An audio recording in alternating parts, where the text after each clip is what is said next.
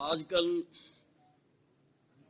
देश की दो पार्टियां जिनके अपने दामन पर भ्रष्टाचार के, चोरी के, घोटालों के अनेकों आरोप हैं,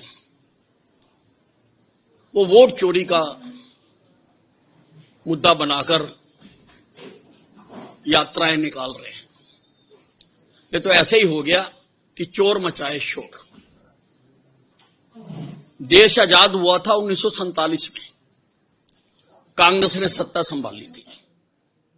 अभी लोग आजादी के जश्न में झूम ही रहे थे कि 1948 में इन्होंने जीप घोटाला कर दिया। 2000 जीपें खरीदी गई थी, उसका घोटाला हुआ। फिर बोफर्स घोटाला कर दिया, फिर 2G स्पेक्ट्रम घोटाला कर दिया, अगस्टा हेलीकॉप्टर डील का घोटाला कर दिया, यहां तक कि कारगिल की विधवाओं के लिए जो महाराष्ट्र में सोसाइटी बनाई गई उसमें भी घोटाला कर दिया। और घोटालों की सूची इनकी इतनी लंबी है। उसी प्रकार से आरजेडी चारा घोटाला, जॉब फॉर लैंड घोटाला, IRCTC घोटाला। अरे तुम अपने दामन पे तो देखो, चोरी चोरी चोरी, चोर मचाए शोर। इलेक्शन कमीशन की एक प्रक्रिया है, हम सब कई बार चुनाव जीत कर आए। उस प्रक्रिया के तहत अगर कोई मतदाता सूची में त्रुटि रह जाती है तो चुनाव आयोग समय देता, उसका हमेशा देता। और अब जब मामला सुप्रीम कोर्ट में है, सुप्रीम कोर्ट ने उसकी कॉग्निजेंस ले ली है, केवल लोगों को गुमराह करने के लिए, सवेरे उठकर सारों को गाली देने के लिए। ये दोनों कांग्रेस और आरजेडी के जो सर्वे सर्वा हैं,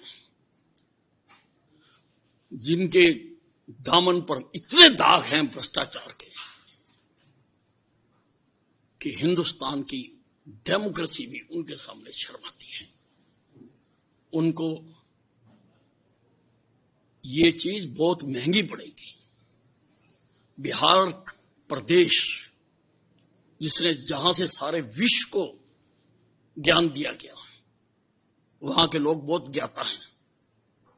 वो जानते हैं कि ये आजकल किस लिए शोर मचा रहे हैं, और चुनाव में इनको वो इसका सबक सिखाएगी बिहार की जनता।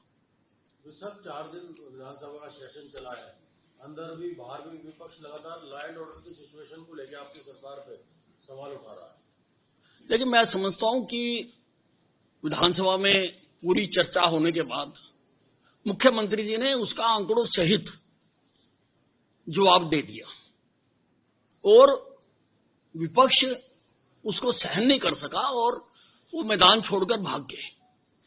अगर उनके पास कुछ था तो वहां वो जवाब देते, लेकिन उनके पास कुछ था नहीं कहने के लिए।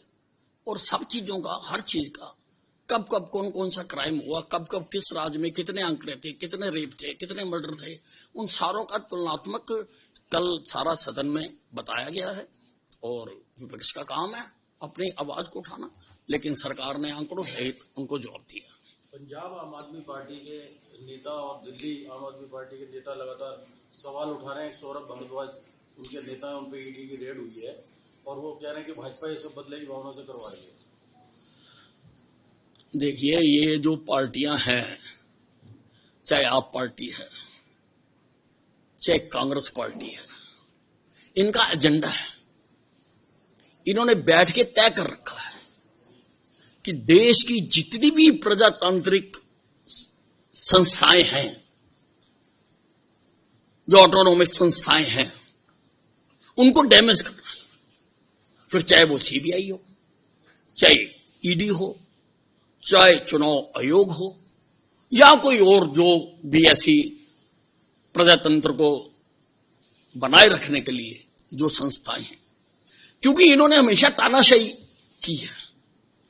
इनको ऐसी स्वतंत्र जो संस्थाएं हैं वो इनको पसंद नहीं आती। ये तानाशाही प्रवृत्ति वाली पार्टियां हैं और ये तो चाहती है कि देश में तानाशाही होनी चाहिए और कोई इंडिपेंडेंट संस्था किसी चीज में हस्तक्षेप ना करे।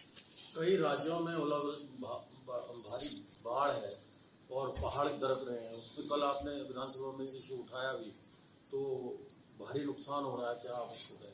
नहीं, देखिए सारे सरकारों ने इसके लिए पूरी तरह से सचेत हैं और विधानसभा में भी जो नुकसान हुआ है उसके बारे में बताया गया और सरकार पूरी तरह से उसके लिए उनको मदद पहुंचाने के लिए पूरी तरह से सरकार तैयार है। और जो कल या परसों भी हादसे हुए तो प्रधानमंत्री ने भी उनके ऊपर जो कल वैष्णो देवी में जो दुर्घटना हुई है पहाड़ खिसकने से, जो 23 से ज्यादा लोग इसमें अपनी जान गंवाई है, प्रधानमंत्री जी ने भी कल उसके लिए शोक व्यक्त किया है। इसका मतलब प्रदेश और केंद्र की सरकारें पूरी तरह, अब ये प्राकृतिक आपदा है, हमने इतनी हमारी जिंदगी होगी, हमने नहीं सुना कभी कि इतने क्लाउड बस्ट होते हो जितने इस बार हो रहे हैं। अब ये तो जो पर्यावरणवादी हैं वो इसके बारे में विचार कर रहे होंगे, नहीं तो उनको करना चाहिए कि भैया क्लाउड बस्ट क्यों हो रहा है इतना, पहले नहीं होता था। पहले तो रिमझिम बरसात होती थी, उसी पे गाने बनते थे। ये कभी ऐसा हुआ ही नहीं कि भाई इस प्रकार से इतने रोज क्लाउड बस्ट हो रहे हैं और इतना डैमेज हो रहा है, गांव के गांव तबाह हो गए। तो सरकार पूरी तरह से हर आदमी की मदद करने के लिए तैयार है और इंफ्रास्ट्रक्चर को रिस्टोर करने के लिए भी पूरी तरह से उसकी तैयारियां की जा रही है।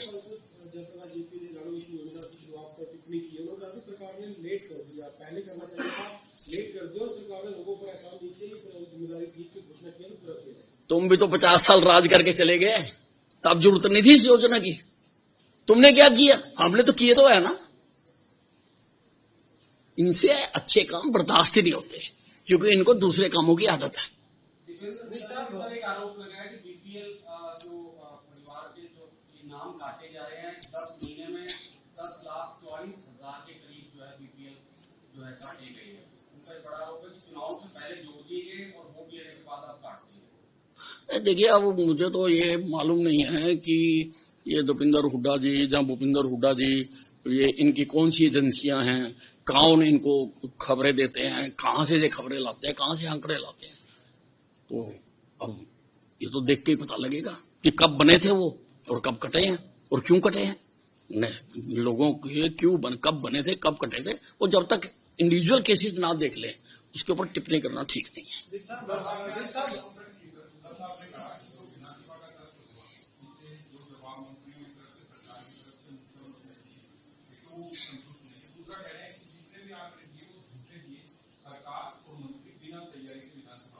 That is contempt of house. अगर कोई गलत आंकड़े दिए थे तो इनको हाउस के अंदर कहने चाहिए थे, बाहर आके कहने का इनको कोई अधिकार नहीं है। House on the floor of the house जो चीज कही गई है उसको अंदर कहते हैं। किसी ने रोका थोड़ा हुआ था, और भी तो इतना उल्ट पुल्ट कहते रहे। तो इसके बारे में भी बताते हैं अगर इनके पास ठीक आंकड़े थे तो। और हुड्डा साहब की तो डायरेक्ट लाइन जुड़ी हुई है आंकड़ों के साथ, बताते ना थे। बाहर आके कहना कि ये हुआ, अरे सबको मौका दिया, प्रजातंत्र है, पक्ष विपक्ष है, सबने अपनी अपनी बात कही है, दूसरों ने उत्तर दिया। अगर कोई चीज गलत कह रहे थे तुम खड़े होके कहते, तुम तो भाग जाते हो, मैदान छोड़ के भाग जाते हो, भगोड़े हो तुम तो।